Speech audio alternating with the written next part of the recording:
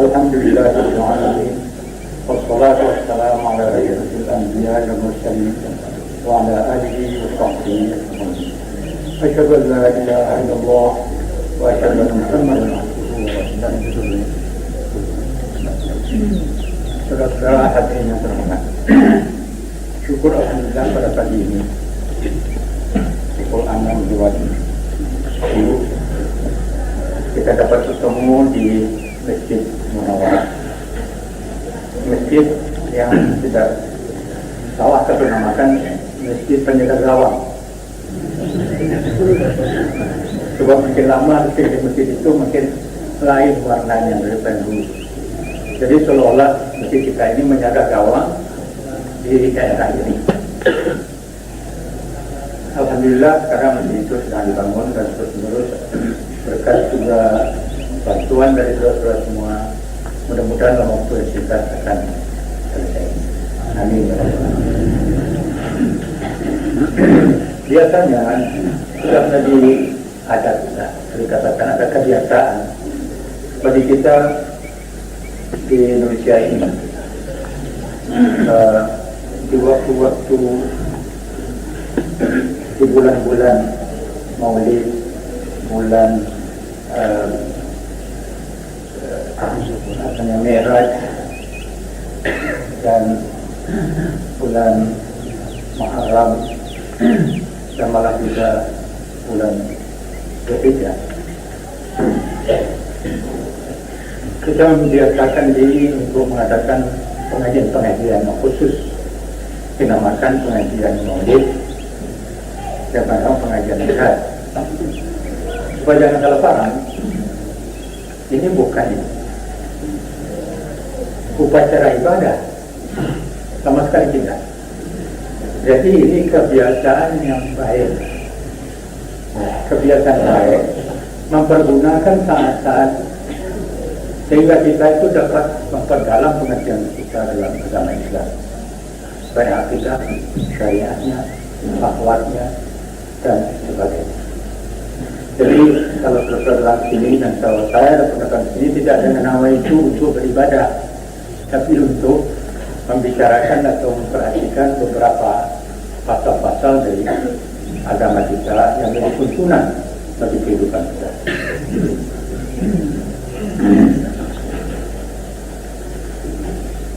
Rasulullah sendiri tidak pernah merayakan atau memperingati maulidnya, juga sahabat-sahabat tidak. Jadi kita menggunakan ini dakwah, lain tidak. Dan saya percaya bahwa saudara-saudara yang hadir dalam hari-hari beberapa hari sebelum ini sudah banyak mendengar dari mubalik dan guru-guru agama kita bermacam-macam pasal atau aspek dari pelajaran agama kita. Kita sekarang masih dalam rangka yang demikian.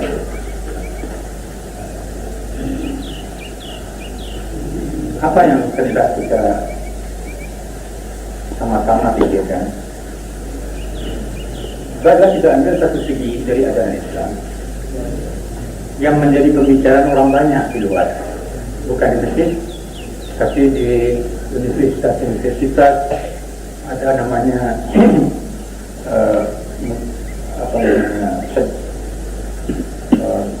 forum-forum namanya, yang membicarakan melihat Islam itu dari luar, bukan dia dari dalam tapi dari luar. Jadi seperti kita menonton satu barang, kita lihat di mana bentuknya, di mana bulatkah atau miringkah atau bagaimana. Dan itu namanya ilmiah, ya. Cara ilmiah namanya sains. Dan kalau kita perhatikan, maka banyak sekali sekarang yang mempertanyakan beberapa soal tentang agama kita dan Islam. Umpamanya, apakah fungsi agama Islam, tugas atau peranan agama Islam? dalam membangun bangsa dan negara. Ini diperbincangkan ini, diteliti, dijelajah. Jadi ini ada Islam, itu guna apa fungsinya ini, barang ini. Dipertanyakan apakah ada yang dapat disumbangkan oleh Islam itu? Ya. Apakah ada yang dapat disumbangkan oleh Islam itu kepada usaha pembangunan? Ada apa tidak? Itu yang menjadi pembicaraan. Malah sebentar dulu juga sudah ada juga yang bicara tentang kapan itu.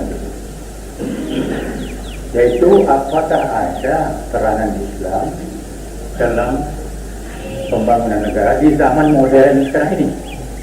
Ini namanya modern.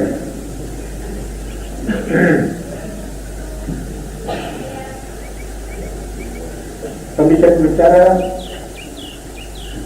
mengakui beragama-agama termasuk Islam memang baik, ya, agama itu baik, Islam juga baik, dan baik untuk hidup pribadi kita masing-masing. Ya, kita berhubungan dengan salat, hablum minallah, berhubungan dengan Allah Subhanahu Wa Taala, pencipta kita. Kita melakukan amal-amal rumah yatim, fakir miskin. Jadi baik ini. Jadi hubungan khalik dan makhluk itu pendapat mereka tentang Islam. Itu yang disodorkan. Pendapat mereka barangkali lebih dari itu, tapi yang selalu dibincangkan, dipertanyakan itu.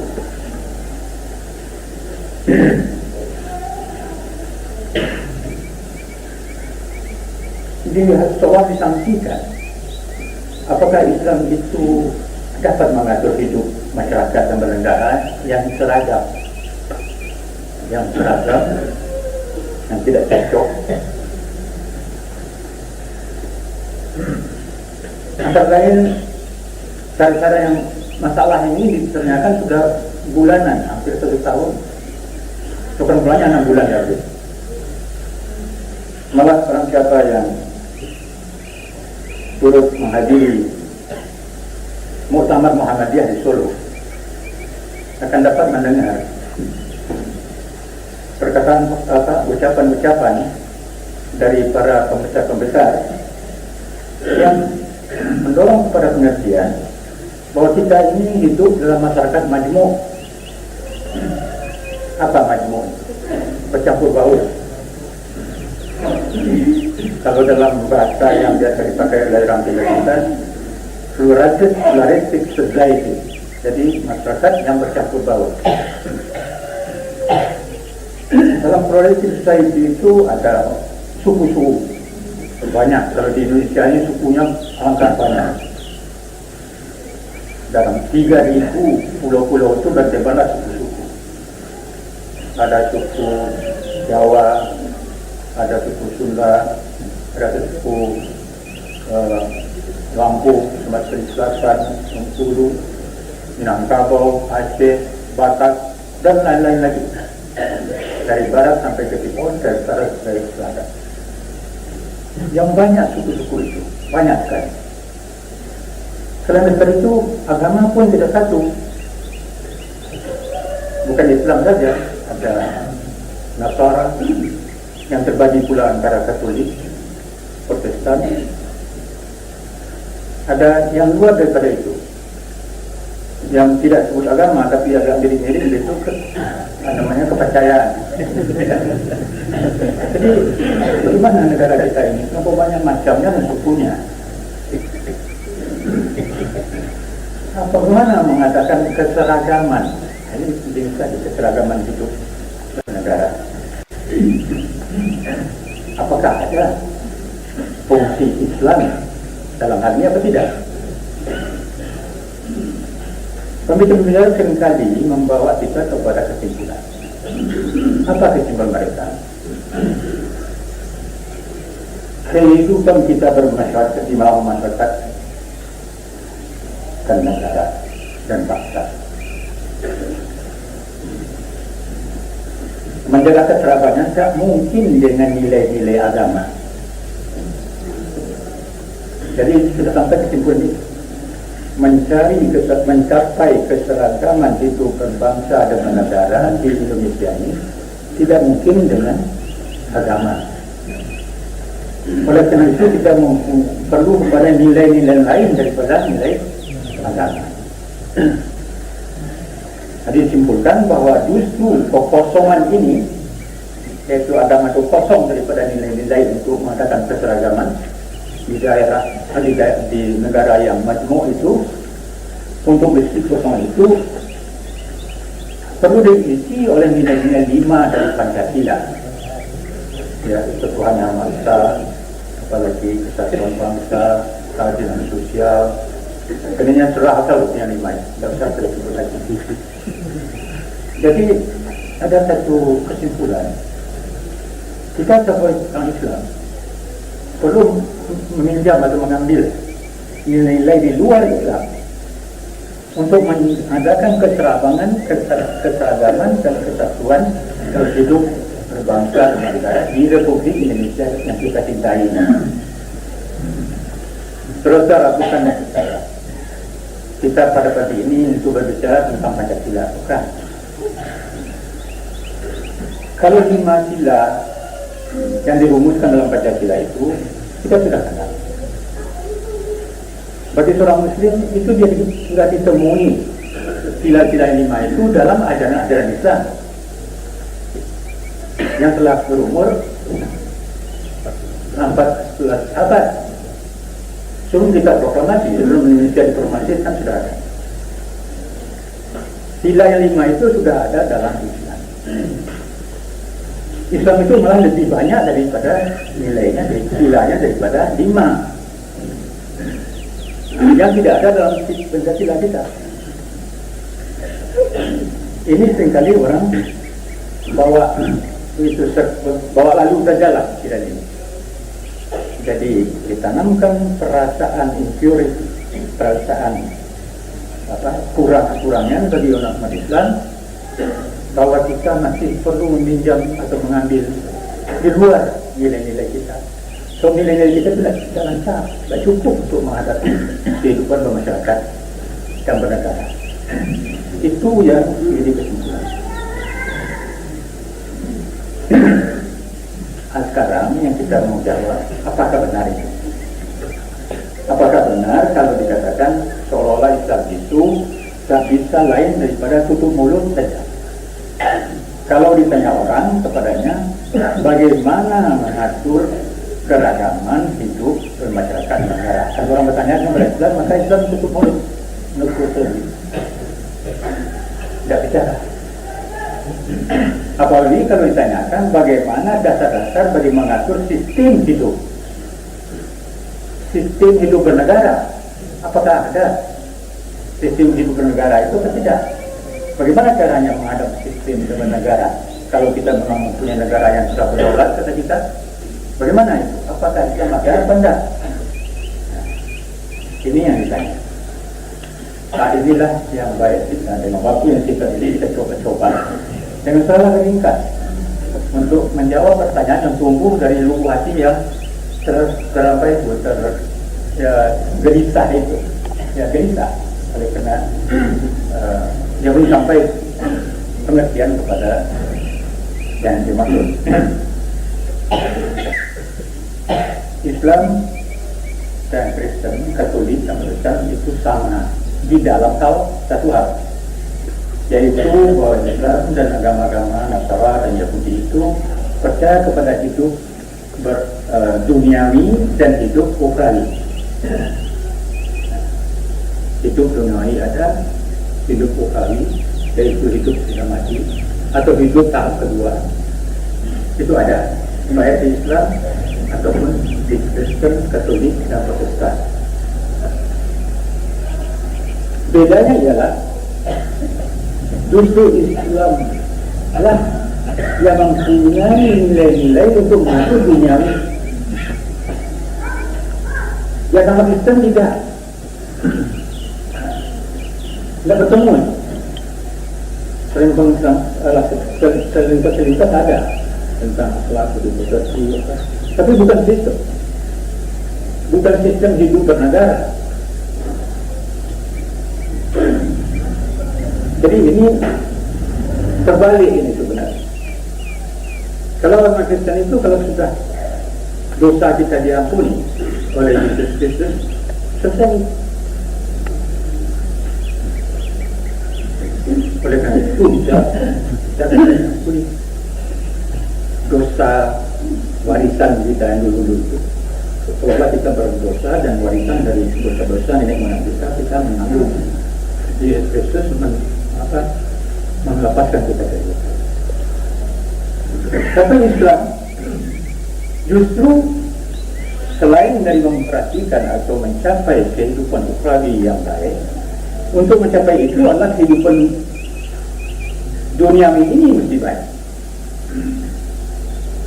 Wabtaghi fima ataka Allahu ad-dara al-akhirah wa la tansa nasibaka minad dunya wa ahsin kama ahsana Allahu ilaik. Ini Islam mengatakan di dalam prinsipnya, capailah kemakmuran kebahagiaanmu di dunia akhirat. Wala tansa nasibaka minad dunya. Jangan lupakan nasib kamu, keuntungan kamu di dunia ini. Jadi kita disuruh untuk bergerak, mengembangkan otak pikiran kita, mengembangkan daya pikir dan daya cipta kita, belajar ilmu pengetahuan, cari. Jangan bodoh. Bodoh bukan sifat orang Islam. Bodoh itu harus dibantras dari kecil sampai dari lahat, dari wahat sampai lahat, dari buayan sampai ke lahat. Itu Islam. Tidak boleh membiarkan diri bodoh.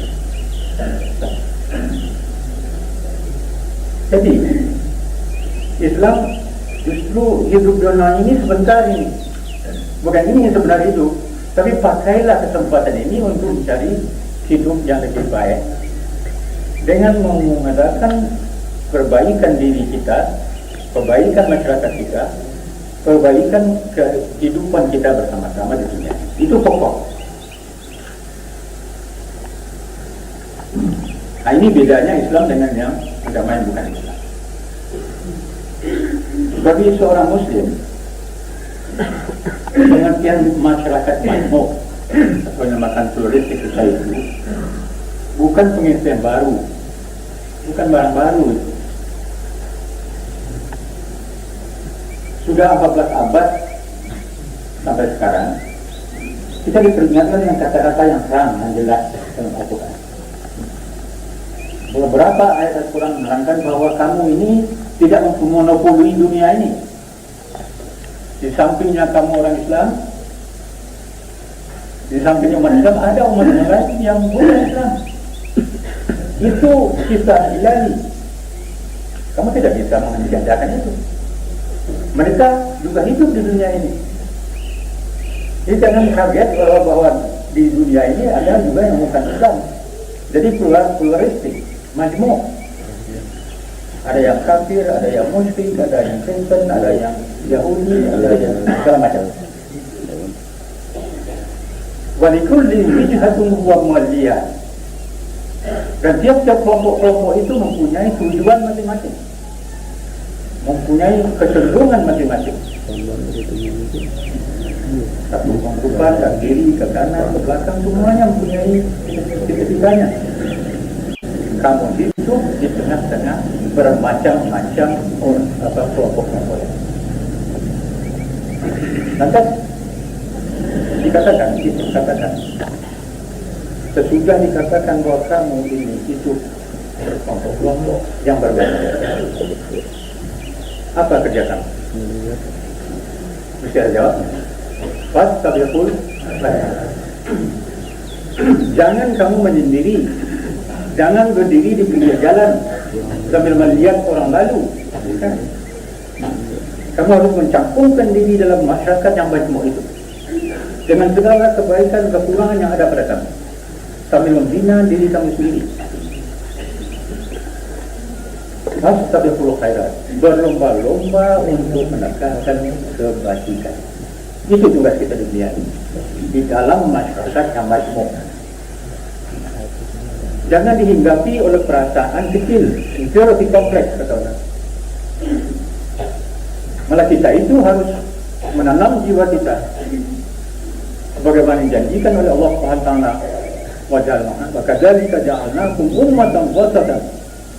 Karena demikian kami jadikan kamu ummatan wasatan, umat yang berkeseimbangan. Keseimbangan otak dan hatinya, kepandaian akal dan imannya, keseimbangan agama dan amal salehnya, semuanya itu berkeseimbangan. Untuk apa itu?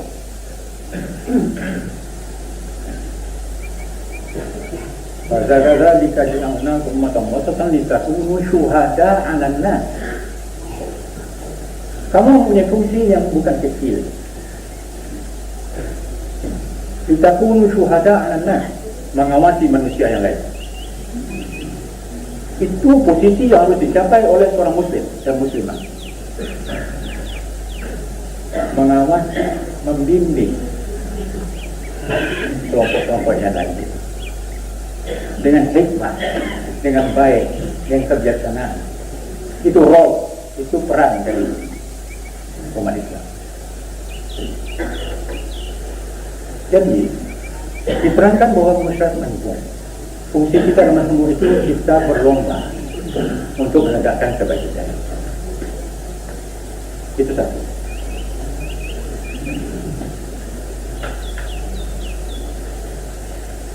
Dalam pada itu dikatakan sebelum ayat itu wal haqqu al-haqqu min rabbik.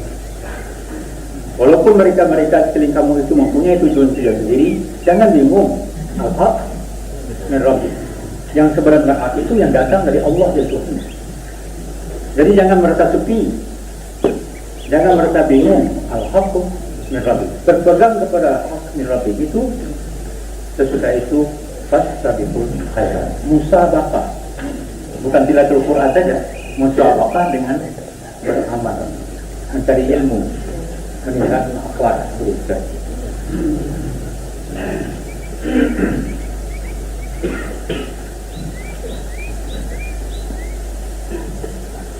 Itulah kita perhatikan peringatan dari ayat Al-Baqarah nomor 148 itu.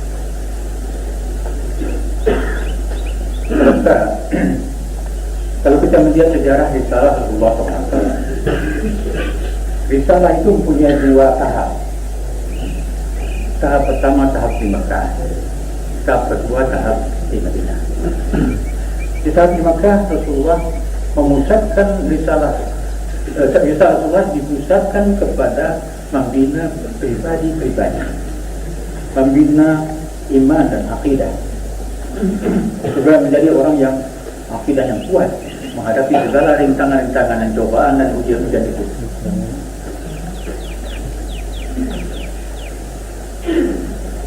Masyarakatnya tidak majmuk, ada Islam, ada Quraisy yang Muslim.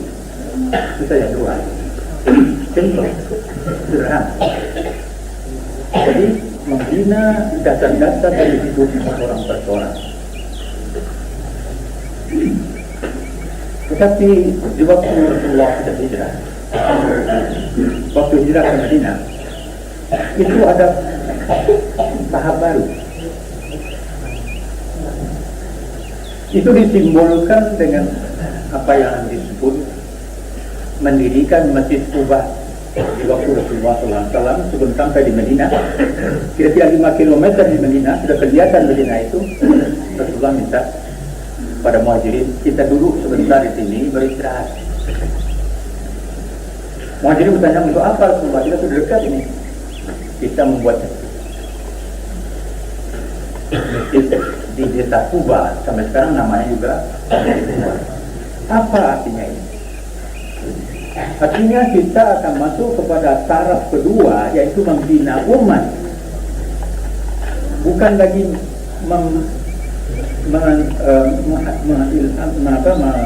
menghayati kemajuan pribadi masing-masing, akan tapi menyusun satu umat yang lebih daripada pribadi-pribadi dan bersuku dan bermacam-macam corak. Itu tempatnya masjid. Pertemuan-pertemuan di masjid itu pembinaan umat. Fungsi masjid membina umat selain daripada menghubungkan diri dengan Allah Subhanahu wa taala.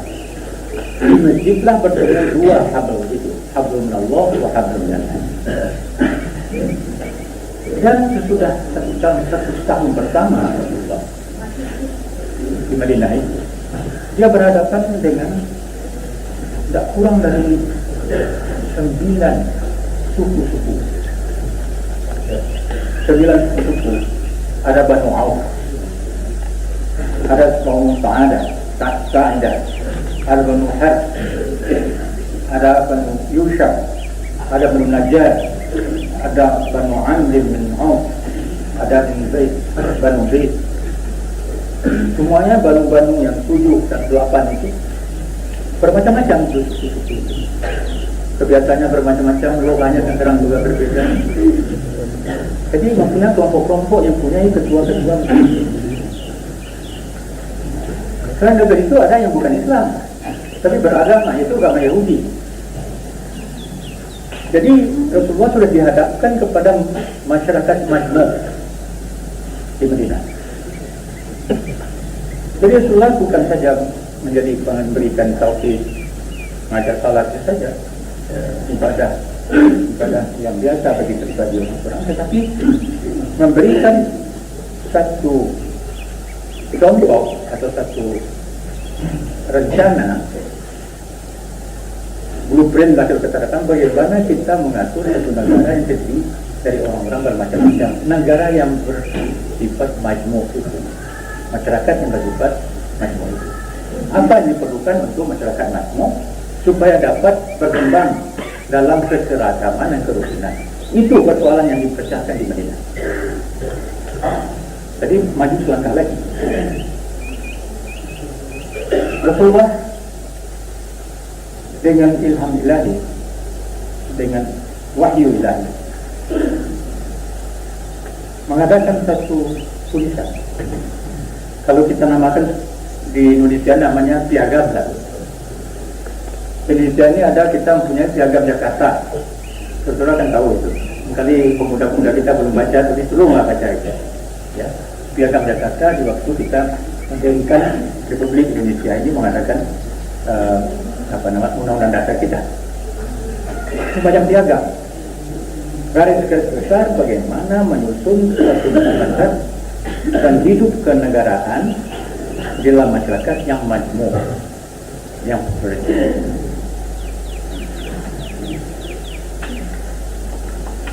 Jadi ada mengikuti, ada bermacam-macam, ada suku-suku bangsa. Orang Kristen tidak ada di Madinah tinggal, tetapi datang ke Madinah dari Najran, kaum Nasara, bertemu dengan Rasulullah, diterima Rasulullah di masjid. Jadi ada hubungan dengan masyarakat Kristen. Jadi tugas utama justru untuk meletakkan dasar-dasar bagi kehidupan berkenegaraan di dalam masyarakat yang majmuk. Jadi soal ini soal sudah 14 abad ini bagi orang Islam, bukan soal sekarang. Dan sudah dipecahkannya, sudah ada pemecahannya. Cuma kita lupa atau tidak tahu, itu saja.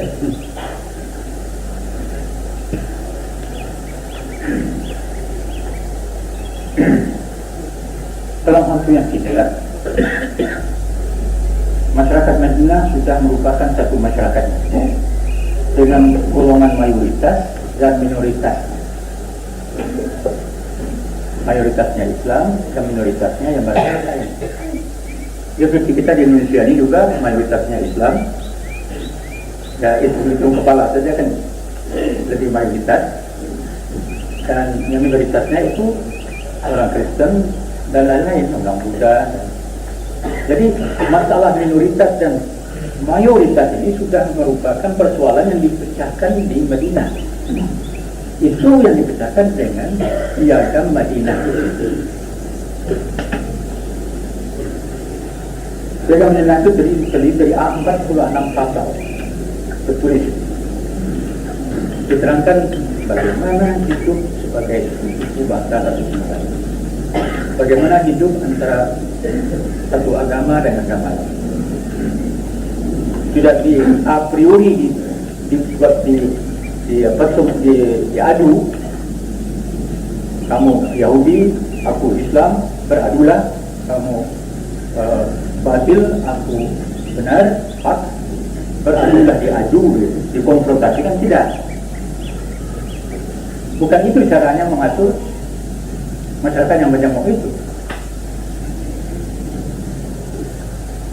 Orang yang sudah beragama Yahudi dan berkristen jangan diganggu. Kita hadapi dia panggil dia kepada agama Islam dengan baik. Billati dia ahsan. Billati dia ahsan. Dengan cara yang baik.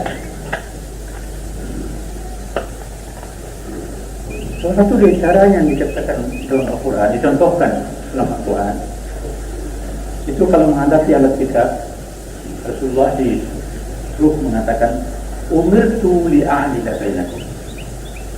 Aku diperintahkan oleh Allah untuk berlaku adil terhadap kalian. Allahu Rabbuna wa Rabbukum. Allah itu Tuhan kami, tetapi juga Tuhan kamu. Kita terutama berdoa kepada Allah yang satu.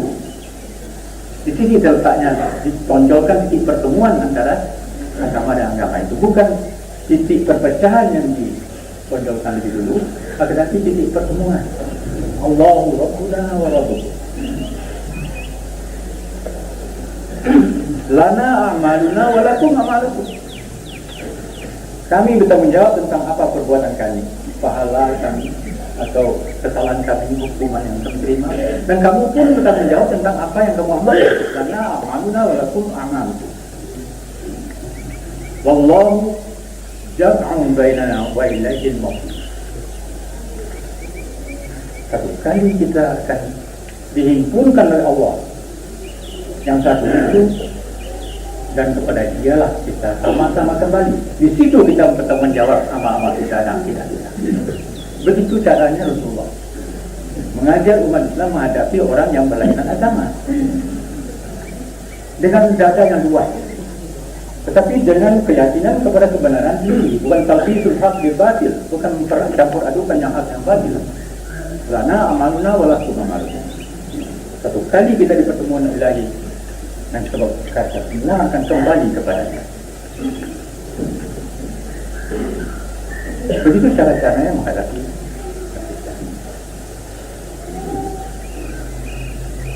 Tapi itu nanti kita teruskan apanya antara hubungan Kristen dan Islam. Dalam piagam Jakarta, yang Medina yang 7 pasal itu diletakkan dasar-dasar sistem kehidupan negara. Dasar-dasarnya, bukan seluruhnya yang kita banyaknya itu nanti itu menurut keadaan masing-masing.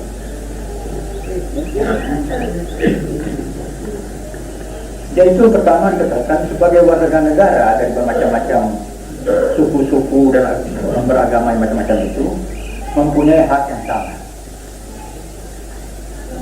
Mempunyai hak yang sama. Ada kewajiban dan ada hak.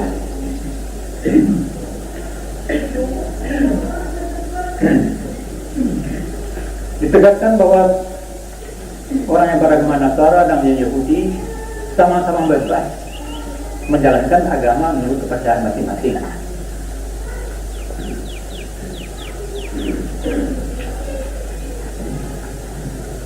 Islam memang disuruh mendakwah, berdakwah. Tapi kalau mereka tawalau tidak mau, mereka tidak hanya mengatakan isyhadu bi anna muslimun. Dikatakan dalam satu ayat, dikatakan ya al-kitab Tahu orang akan dijawab banyak nama baru, Allah mudah Allah dan seterusnya. Tetapi marilah kita sama-sama mencari titik pertemuan. Jangan itu sawa, titik pertemuan, kalimat yang sawa. Kita cari titik pertemuan supaya kita jangan menyembah lain daripada Allah. Kepada orang Kristen itu ya, itu Allah anak, Allah Bapa, itu begitu bicarakannya. Tapi jangan menyembah lain daripada Allah yang satu. Dan jangan kita antara kita sendiri juga manusia-manusia menyembah satu sama lain. Jangan. Hanya Allah yang satu. Itu disampaikan kepada orang yang beragama Kristen, Nasara dan Yahudi itu ahli kitab. Tapi kalau mereka tidak mau, tidak ada hak untuk memaksa, la ikraha fid din. Tidak ada paksaan dalam agama. Cuma dikatakan isyhadu bi anna. Jangan salah-salah ya. Ketahuilah bahwa aku ini orang Islam, Muslimun, orang beragama, mempunyai kepribadian sendiri. Jadi bukan menghilangkan kepribadian. Biarlah kita, kalau tidak mau bersama kita, kami jangan katakan tidak ada. Kami ada. Begitu caranya dengan memelihara kepribadian kita masing-masing sebagai Muslim. Kita memanggil orang supaya menerima kalimat hak yang kita sudah terima. Syukur kalau mereka menerima. Maka dia kalau sudah menerima itu saudara kita sesama beriman. Kalau dia jadi wahid sebagai satu tubuh yang satu. Jadi kalau satu anggota yang mendapat sakit, maka seluruh badan yang menjadi sakit. Sakit senang dirasakan bersama. Kalau mau. Tapi kalau tidak mau, kita fahjuruhum hajran jamila. Bercerai kita di sini dengan cara-cara yang baik. Begitu Islam mengajarkan kepada kita untuk berbuat di dalam masyarakat yang macam itu.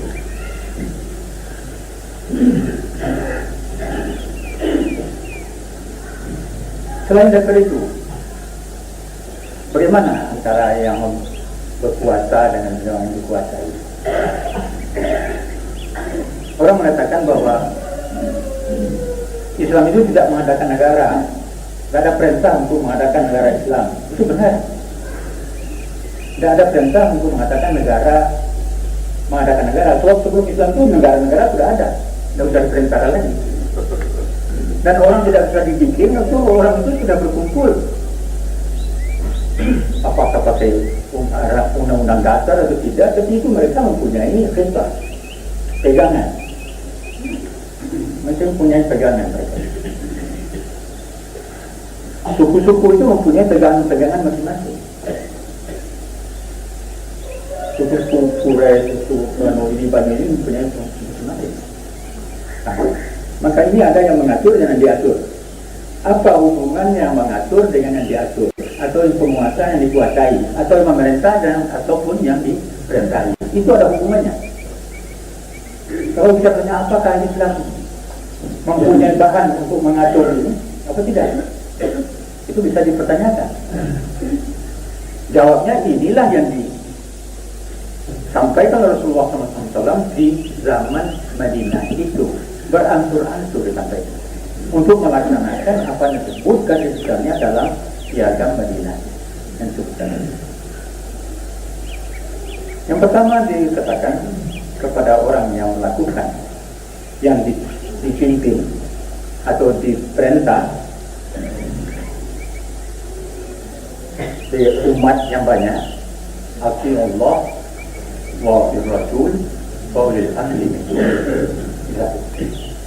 Kamu harus taat kepada Allah dan Rasul dan ulil amri minkum, dan kamu telah pilih menjadi ulil amr, orang yang menjadi pimpinan dalam hayat dunia ini.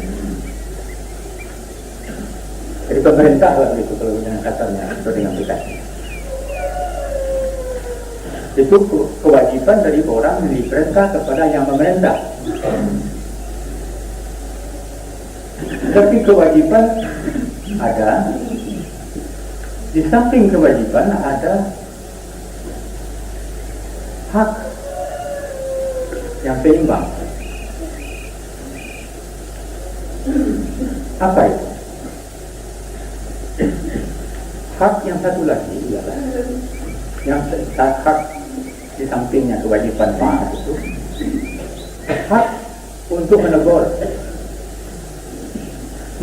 yang memerintah itu kalau perlu ditegur, hak mengusul, hak memberi saran-saranan di dalam apa yang disebut musyawarah antara dua, yang memerintah dengan diperintah. Wasyawirhum fil amr. Ini kewajiban yang memerintah. Hendaklah kamu itu bermusyawarah di dalam soal-soal kehidupan sehari-hari. Jangan mau sendiri begitu, mau pintar sendiri dan mengatur sendiri sebagai totaliter dan diktator. Tidak ada itu dalam Islam. Yang memerintah atau itu mesti bermusyawarah dengan yang diperintah.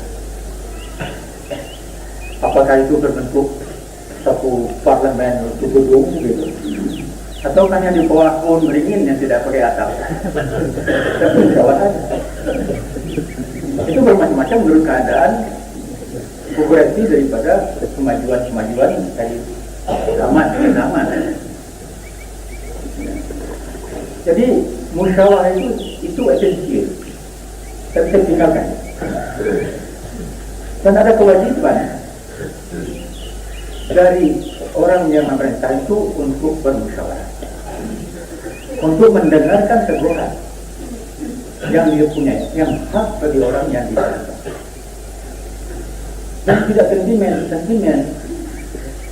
Umpamanya begini, orang kenal Sayyidina Umar itu orang yang pemarah, orang pemabak.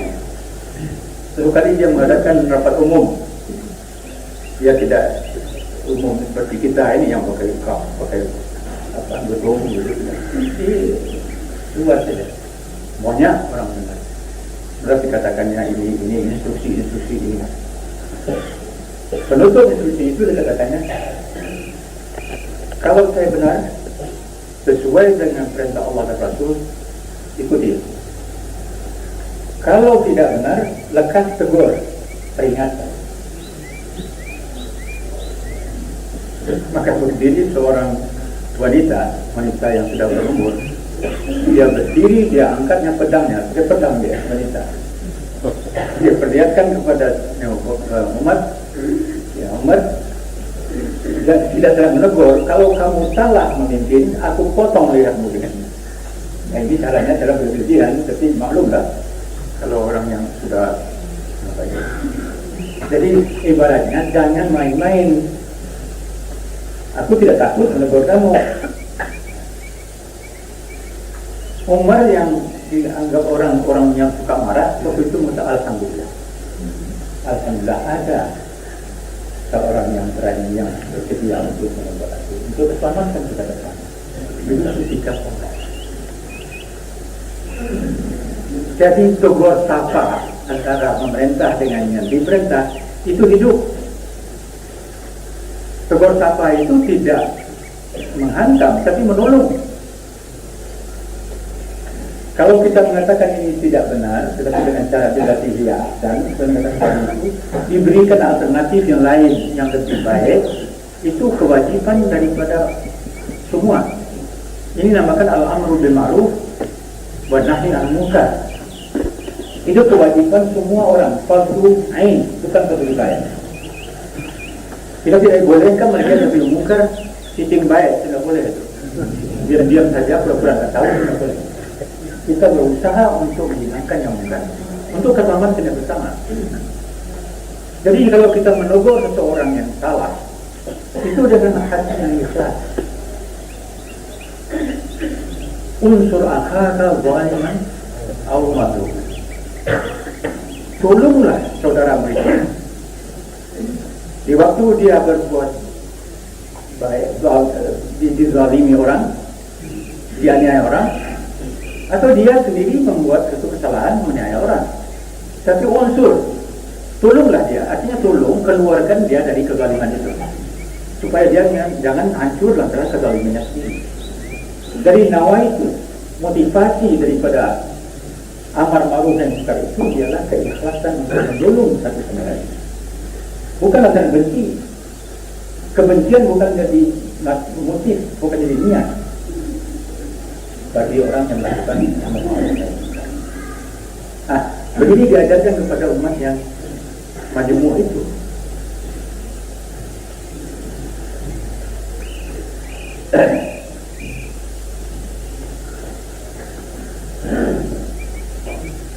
Sekali lagi, tadi sudah banyak kali kita sebutkan di sini dalam pembicaraan dengan Allah kita,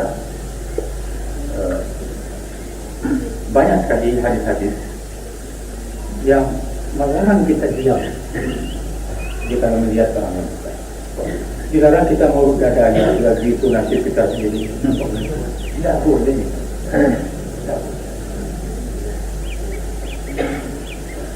Kalau sudah begitu, Rasulullah telah menanyakan ada satu saat dia peringatkannya kepada sahabatnya. Rasulullah mengatakan ada satu saat yang kamu umat Islam akan ibarat bahan makanan di atas meja yang diperebutkan oleh orang, kamu dimakan habis. Maka bertanya sahabat, apakah menerangkan kami waktu itu jumlah kami kecil? Tidak.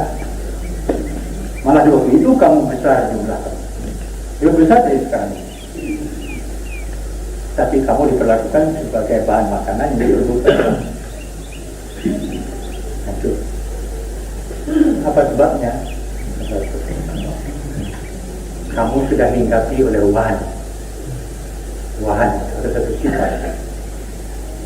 Tanya pula apa? Mal wahan ya Rasulullah. Apa itu wahan? Dua segi dari wahan itu. Hubbu dunia wa karahatul maut. Ingin sekali hidup senang di dunia ini. Dapat uang, dapat tempat kedudukan, dapat pengaruh. Ini sekali itu mendapat itu. Hubbu dunia. Dan untuk mencapai yang demikian itu apa saja boleh dilakukan. Tujuan menghalalkan semua cara begitu. Itu yang pragmatis sebenarnya. Supaya dapat keuntungan itu apa saja kan? Itu itulah itu. Yang kedua karahatul maut, takut mati. Mati itu akan tiba juga tapi takut sekali. Bukan takut mati saya, takut kena marah juga. Takut mendapat telepon juga. Telepon saya juga takut. Siapa yang di redaktur ini tahu apa artinya. Kalau sudah begitu, itu wahan itu. Kalau kita sudah begitu, kita ibarat makanan yang diperebutkan orang, bukan pribadi lagi. Wujuduna ka'adam. Ada kita sama dengan tidak ada kita. Nah ini pernyataan Rasulullah SAW. Di dalam masyarakat Islam, hidup kenegaraan menurut cara-cara Islam itu tidak boleh. Ada kebebasan untuk mengutarakan pendapat dengan cara baik. Kadang-kadang cara baik alaniatan dengan terang-terangan di muka ramai, atau sirian dengan diam-diam lawan bicara dengan baik-baik dan menawarah. Tapi itu dikerjakan. Kadang-kadang kita tidak sabar. Karena biasanya itu mau lengkap cepat hasil. Kalau sudah berbuat itu, mana hasilnya? Kalau tidak berhasil, patah selera. Itu tidak bisa kita pertahankan cara demikian. Kewajiban kita sebagai berdoa ini ialah amar ma'ruf nahi munkar bila tidak. Dapat kita melihat hasilnya atau tidak itu Allah yang menentukan waktu. Kadang-kadang kita dirundung kerisauan sudah capek sudah ini, tapi belum ada hasil bagaimana? Ada satu ayat yang barangkali juga tidak pernah saya sebutkan di sini, tapi baik saya ulangi, Al-Quran itu baik ulang-ulang. Walamma nasu ma dzukiru bihi fatahna alaihim abwaaba kulli syai' hatta idza farihu bima utu akhadnahum baghtatan. Itu ayat nomor. Sudah ayat 4. Ini ada satu sunnatullah yang berjalan. Ada orang yang memperingatkan satu orang lain tentang kesalahan-kesalahan supaya dilakukan. Tetapi dia peringatkan dengan zikrah, dengan peringatan. Tetapi yang diperingati itu selalu mengabaikan. Nasu ma dzukiru, terus mengabaikan saja, tidak pedulikan. Dia tidak berhenti. Maka fatahna alaihim abwaaba kulli syai'. Allah itu membukakan pintu dan fasilitas bagi si zalim ini untuk bertambah zalim. Fatahna alaihim abwaaba kulli syai'. Kami bukakan bagi orang yang zalim itu kesempatan untuk meningkatkan kezaliman. Hatta ila farihu bima utu, sampai kepada titik tinggi yang tidak dapatnya. Hatta farihu bima utu, sehingga dia merasa gagah, merasa bongkak, sudah itu hebat. Maka itu akhadnahum baghtatan,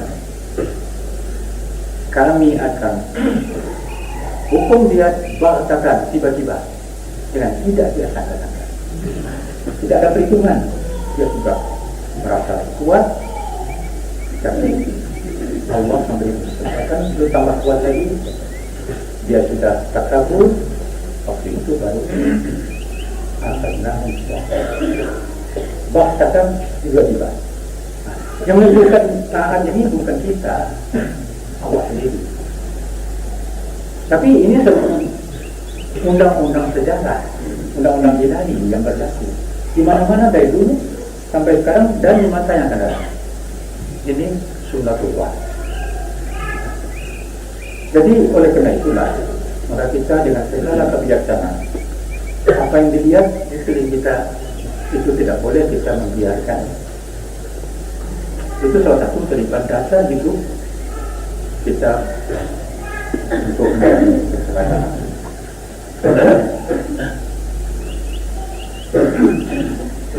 Jadi itu dua, ada musyawarah, ada tegur sapa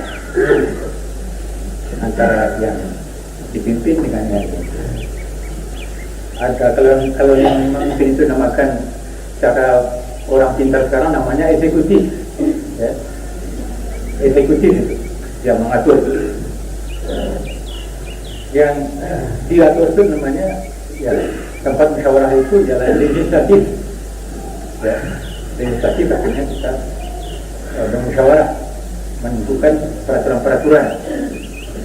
Itu peraturan itu diadakan atas keadaan bersama.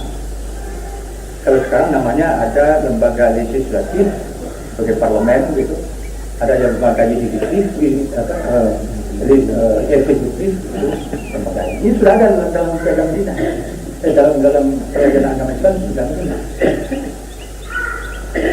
Tapi ada lagi yang ketiga, apa ini? Walaupun sudah menjadi pihak yang berkuasa, yang berdaulat itu bukan dia. Itu satu dasar pemikiran atau satu dasar Islam. Yang berdaulat itu hukum ilahi yang berdaulat dalam mengatur hidup bernegara. Hukum ilahi yang hidup itulah yang mengatur negara, itulah yang berdaulat. Yang memimpin ini hanya pelaksana, eksekutif. Yang membimbing pelaksana itu hukum. Yang musyawarah ini pun dibimbing oleh hukum. Itu namakan Abdullah, Wakil Rasul, Pemilihan Nabi.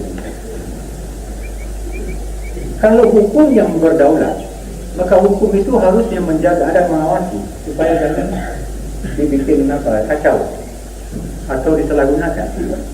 Oleh karena itu, dalam satu negara sistem Islam itu harus ada sarana atau lembaga ketiga, yaitu yudikatif kata orang sekarang. Lembaga yang mengawasi hukum supaya jangan dilanggar-langgar orang. Sebab yang berkuasa itu adalah hukum. Ini adalah dilaksanakan itu. Yang berdaulat adalah hukum. Ada satu kejadian di zaman Khalifah Ali radhiyallahu anhu. Khalifah Ali waktu suatu kali dia kehilangan baju besi. Kehilangan baju besi. Jadi satu kali dia lihat di pasar ada orang menjual baju besinya itu. Lalu dia katakan, ya ini saya punya. Sudah berangkat dibawa ke hakim. Hakim itu Surah namanya, orang hitam. Tapi dia hakim, sudah punya kedudukan sebagai hakim. Maka hakim bertanya kepada Ali, Khalifah, bertanya kepada Ali, apakah ini buktinya bahwa Khalifah yang punya? Coba berikan kepada kami. Khalifah Ali mengatakan, tidak ada, ini saya punya, saya tahu, tapi tidak tahu, tidak ada bukti-buktinya, tidak ada perusahaan sini. Ya, kata hakim, ya yang kali ini sudah ada di rumahnya si fulan ini, ya apa yang ada di rumah si fulan ini, ya dia yang punya. Maka kalahlah dari Ali. Seorang khalifah dikalahkan di muka hakim oleh seorang hukum yang berpegang kepada hukum. Seorang hakim yang berpegang kepada hukum. Hukum yang berdaulat. Di waktu itu kejadian satu hal yang aneh, yaitu yang punya, yang memegang baju dari itu, baju besi itu, terharu dia. Begini rupanya mengatur itu. Walaupun khalifah, ini kalau tidak ada bukti kalah. Itu hukum. Hakim itu tidak punya kekuatan, tidak punya abri, tidak apa-apa. Tapi hakim hanya mempunyai hukum. Dia terharu mengatakan, kalau ini yang begitu Islam, biarlah saya masuk Islam. Dan ini memang khalifah yang punya ini. Kedapatan oleh saya di tengah jalan, rupanya sudah perang begitu, ketinggalan tercecer, kita diambilnya. Tapi sekarang ini terimalah kembali. Saya sekarang ini masuk Islam.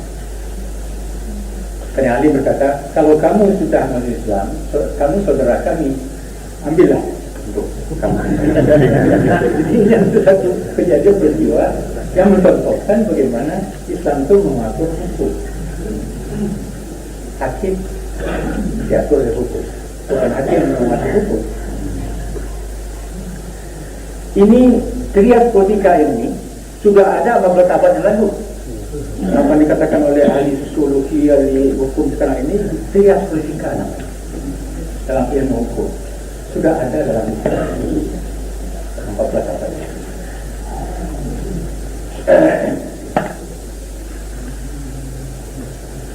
Saudara-saudara, tadi sudah saya katakan, sambil sedikit saja,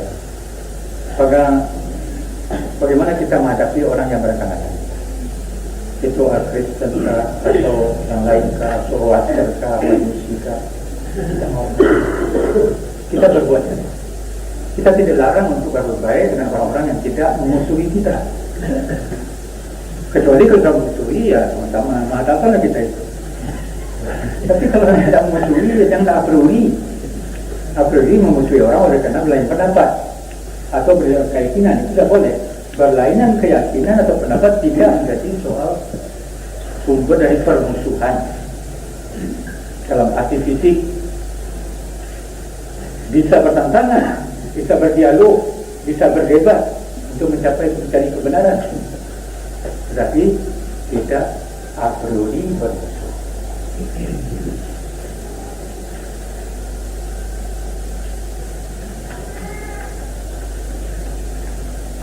Itu satu.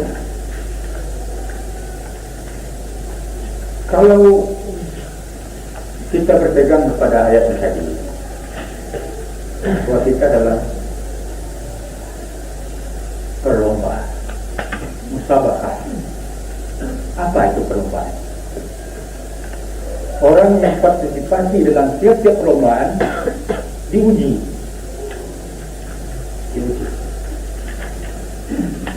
Si A berlomba dengan si B, si A diuji, si B diuji. Nah, siapa yang unggul nanti tergantung pada kemampuan mereka satu sama lain. Kita sekarang ini juga dalam ujian.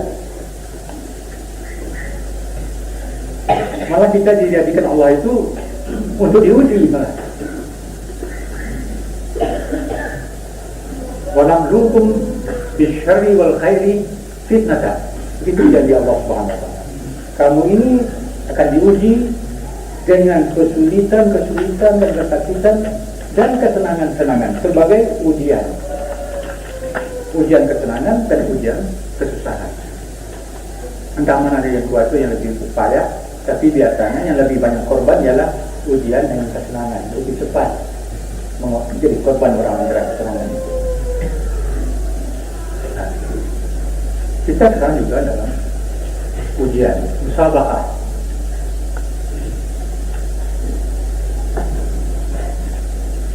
Musabaqah itu sebenarnya sama dengan berlomba-lomba yang berkendak kepada persiapan, yang berkendak kewaspadaan, yang berkendak kepada pemikiran,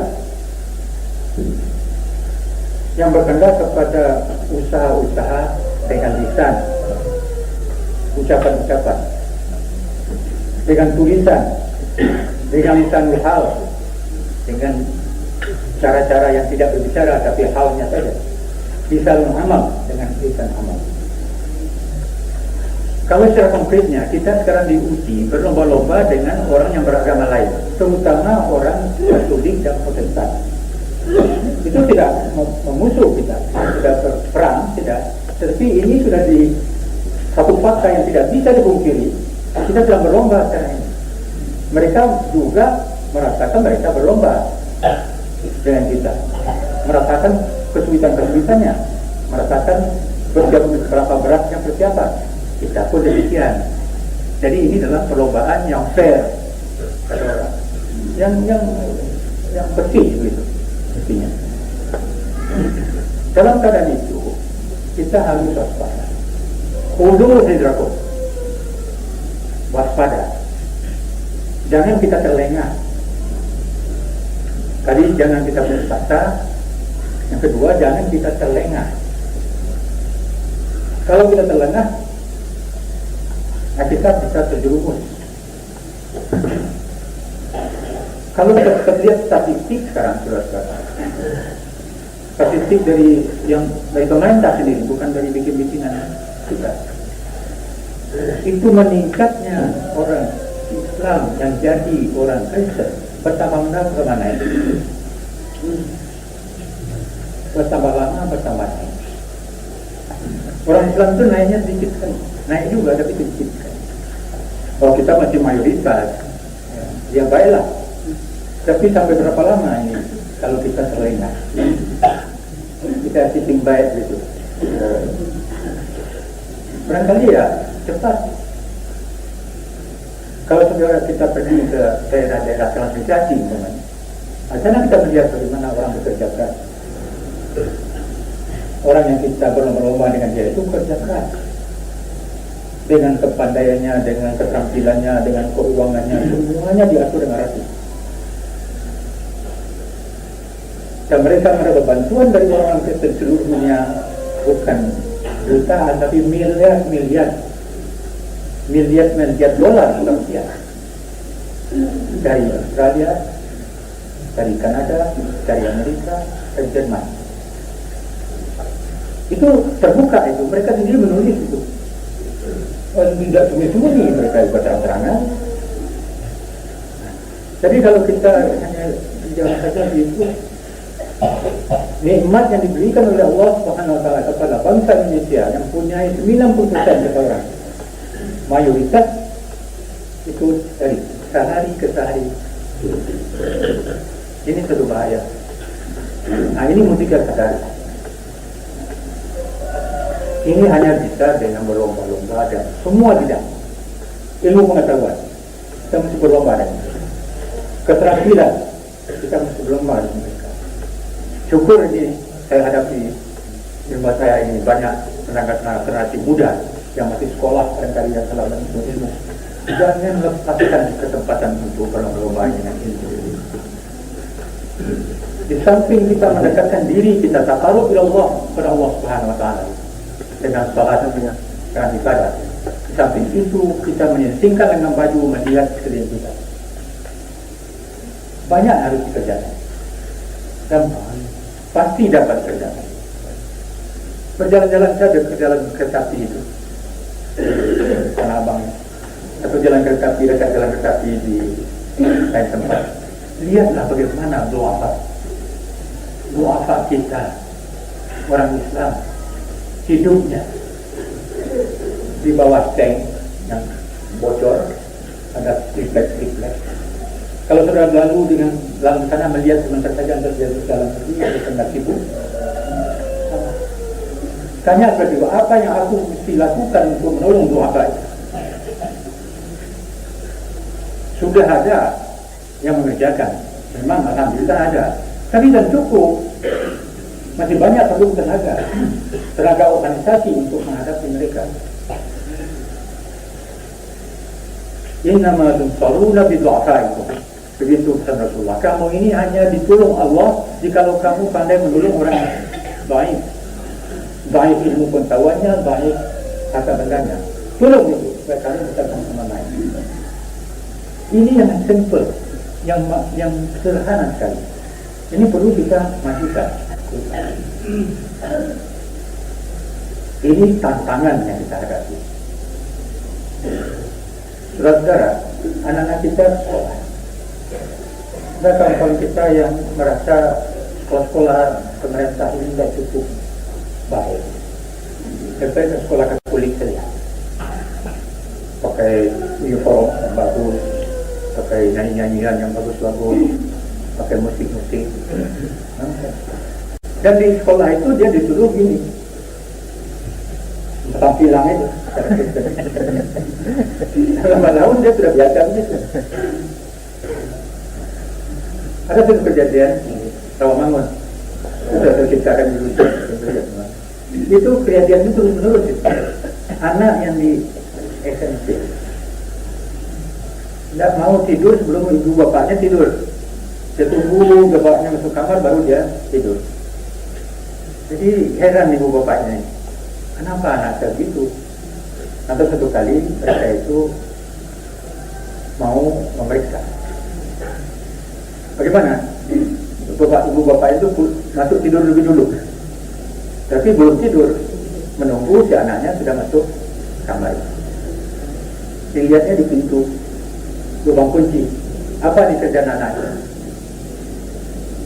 Tentang salin. Dibukanya pintu, apa yang kamu kerjakan itu, kata bapaknya. Katanya saya tidak bisa tidur Pak kalau tidak pasang ini dulu. Anaknya Islam juga, dia salah juga. Anaknya bahaya anaknya. Tapi dia bisa tidur kalau tidak pasang salin itu. Sudah diajarkan di sekolah itu. Berapa anak-anak kita yang demikian yang sekolah-sekolah?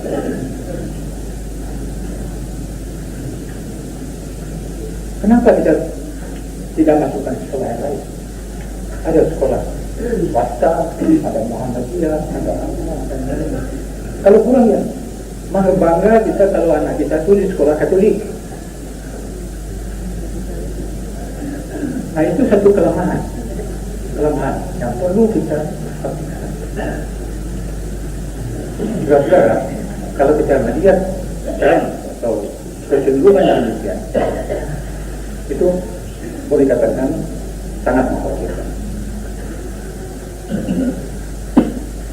Maka yang sedih lagi, ini orang-orang terkemuka kita lebih dulu daripada kita melakukan yang demikian itu. Tidak begini, tapi nanti barang hari Natal, coba sudah lihat.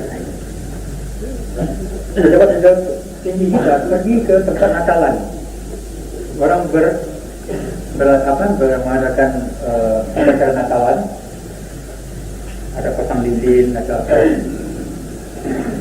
Ya kita datang pula ke sana, diundang, merasa dapat kehormatan untuk diundang, turut serta di Natalan itu. Dan di waktu pasang lilin, ya kita juga turut kami. Padahal ini upacara agama ini. Upacara agama Nasara kita lakukan sebagai kehormatan. Apa ini? Kenapa yang sampai begitu? Itu yang kita sedih. Tapi walaupun bagaimana, walaupun kita tidak bisa melihat hasil yang baik, kita harus menyatakan ini kepada anak-anak kita nyatakan, kepada kawan-kawan kita terangkan. Kepada sahabat karib billati ahsan kita peringatkan.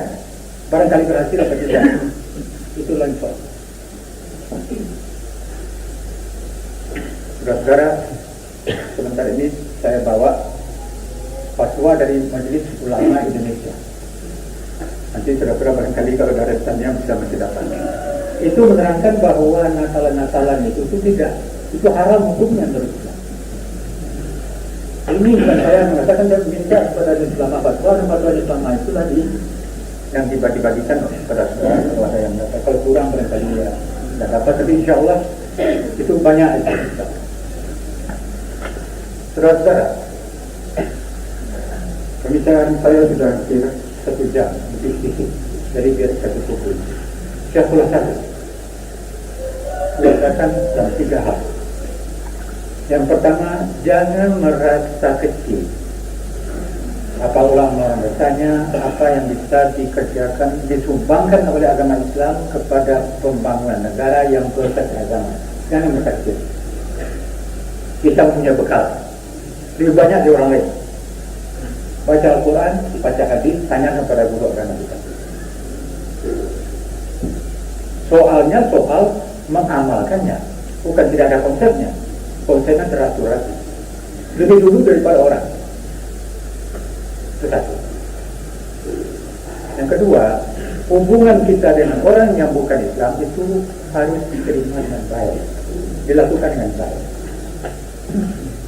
Jangan a priori memusuhi lantaran dia berlain agama, jangan. Tapi kalau kita tidak mau musuhi, ya kita jangan mundur pula. Ya, kita balas dengan apa yang semisal dengan itu. Tapi itu bisa dimaafkan juga lebih baik. Ya. Kalau bisa maafkanlah. Tapi bajum ajran jadilah. Pisahlah dengan cara yang lain. Siapa tahu Allah nanti akan membukakan kesempatan lain untuk bertemu kembali.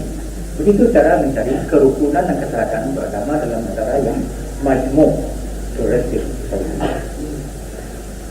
Yang ketiga ialah dalam musabaqah ini, fastabiqul khairat, kewajiban kita sekarang ini termasuk orang yang ketinggalan.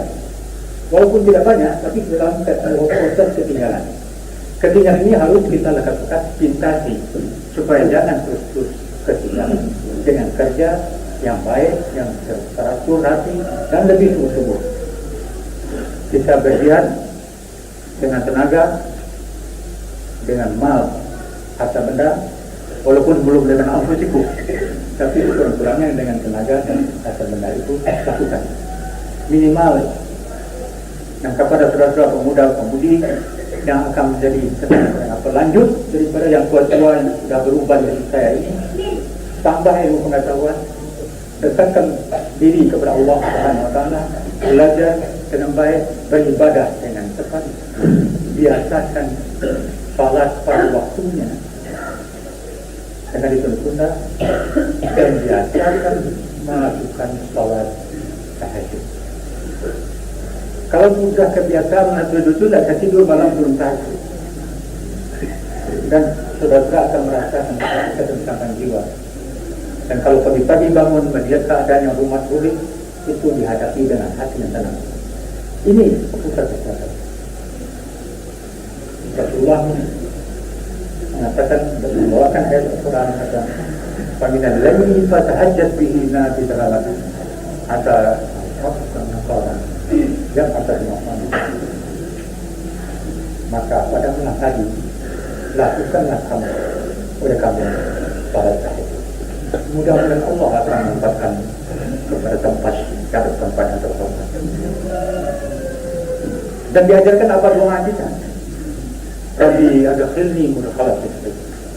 Wahai Tuhanku, masukkanlah aku ke tempat yang baik,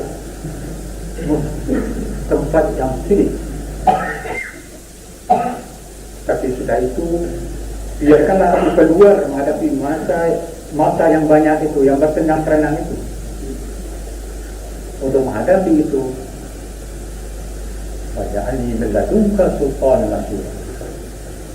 Untuk itu aku perlu kekuatan, dan berilah aku langsung darimu, ya Allah, kekuatan yang akan memberi bantuan kepada aku.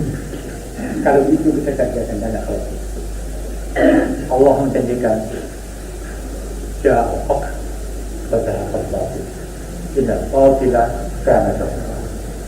Yang hak itu pasti datang. Jangan ragu-ragu. Dan yang batil itu pasti akan hilang. Ini janji ilahi. Tapi menebus itu mesti dengan keinginan, dengan harta benda, dengan keinginan.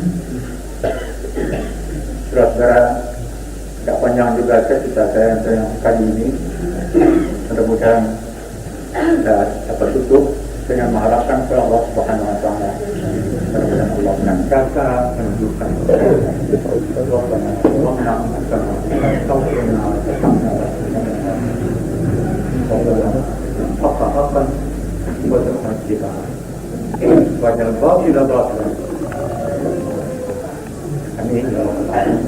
Assalamualaikum warahmatullahi wabarakatuh.